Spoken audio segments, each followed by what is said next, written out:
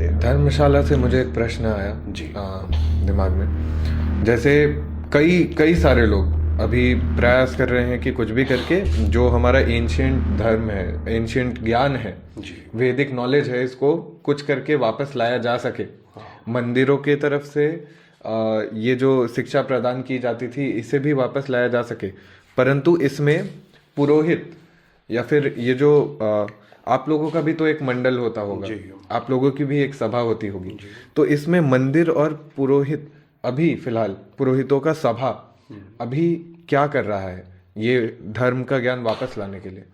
देखिए, हम लोगों का जो धर्म है इसका वास्तविक नाम, माने लोगों में लोकोक्ति है कि हम लोग हिंदू धर्म के हैं, लेकिन इसका वास्तविक नाम है सनातन।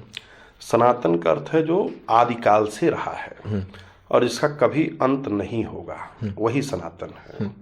सनातन से ही तमाम धर्म निकले, पंथ निकले, और वो अलग अलग धर्मों के नाम से आजकल जाने जाते हैं। तो उन सभी का सम्मान करते हुए मैं यही कहूँगा कि जो सनातन है उसकी एक व्यापक व्यवस्था है। वो व्यवस्था क्या है? तो हमारे व्यवस्था में जो हमारे आदि गुरु शंकराचार्य हुए, उन्होंने 4 मठों की स्थापना की। श्रृंगेरी, ज्योतिर्मठ, पुरी का मठ, हाँ, द्वारका का, तो 4 मठ हुए। चारों पे 4 शंकराचार्य विराजित हैं।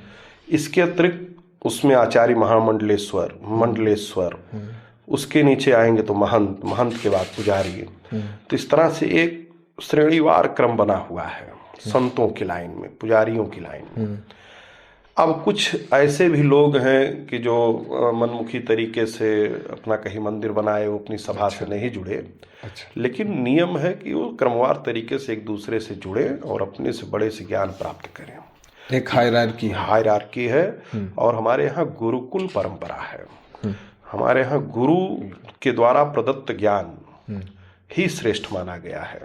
कोई शास्त्र कितना भी पढ़ ले, लेकिन अगर वो गुरु से नहीं पढ़ता है तो ज्ञान उसके किसी काम का नहीं है। जी। मैंने ये भी सुना है विभिन्न ग्रंथों में गुरुओं के बारे में काफी कुछ बताया गया है कि बिना गुरु के कोई भी संभव नहीं है। बिल्कुल संभव नहीं है कुछ भी। तो मतलब मेरा असली प्रश्न यही था कि अभी तक गुरुकुल वापस लाने के लिए, गुरुकुल को वापस एस्टैब्लिश करने के लिए क्या कार्य या क्या निर्णय लिया गया है? देखिए, ये तो एक बड़ा प्रश्न है। भारत में गुरुकुल प्रणाली अब नाम मात्र की रह गई है। अब अयोध्या में कुछ स्थानों पर, बनारस में कुछ स्थानों पर, मथुरा में, या पश्चिम की बात करें तो गुजरात इत्यादि में, मध्य प्रदेश में कुछ जगहों पे गुरुकुल चल रहे हैं, लेकिन अब सरकारी सहायता उनको प्राप्त नहीं होती है। मंदिरों के द्वारा ही चलाए जाते हैं। और गुरुकुल के एक बड़ा नियम है कि गुरुकुल में शिक्षा को बेचा नहीं जाता, कभी भी शिक्षा का व्यवसाय नहीं होता। तो फिर क्या नियम होता है? तो गुरुकुल में विद्यार्थी सेवा भाव से अपने गुरु की सेवा करता है, उसके बदले में गुरु उसको शिक्षा प्रदान करता है। अच्छा। आज जब उसकी शिक्षा पूरी हो जाती है तो विद्यार्थी अपने सामर्थ्य के अनुसार वो गुरु दक्षिणा प्रदान करता है। 1 रुपये भी दे सकता है और नहीं भी दे सकता, जितनी उसकी सामर्थ्य हो, लेकिन वो सेवा के बदले में शिक्षा प्राप्त करता है। अच्छा। ये हमारी प्राचीन परंपरा रही है, जिसको लोगों ने काटा। मध्यकालीन भारत में मुस्लिम आक्रमण जब हुआ तो उन्होंने इस प्रणाली को काटने की बहुत चेष्टा की और उनकी मकतब और मदरसे की प्रणाली आई।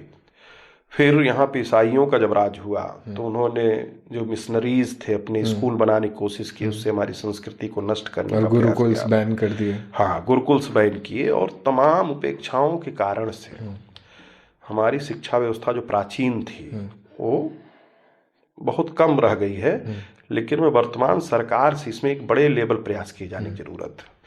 तो इसमें समाज को भी आगे आना चाहिए और सरकार को भी, कि जैसे इस्लामिक शिक्षा पे सरकारें काम करती, मदरसे को प्रॉपर फंड देती हैं हर सरकार, इवन मिशनरीज को भी दिया जाता है, मिशनरीज को भी देते हैं। तो उसी तरह अगर हमारी जो वैदिक शिक्षा प्रणाली है उसको डेवलप करें तो संसार का भी भला होगा। क्योंकि यही एकमात्र ऐसा धर्म है जो अभी भी कहता है कि विश्व बंधुत्व, अर्थात पूरा विश्व जो है वो हमारा बंधु है, हमारा ही परिवार है। जी। यहाँ तक कि कहीं ना कहीं हमारे आयुर्वेद को भी काफी ज्यादा 100% दबा दिया।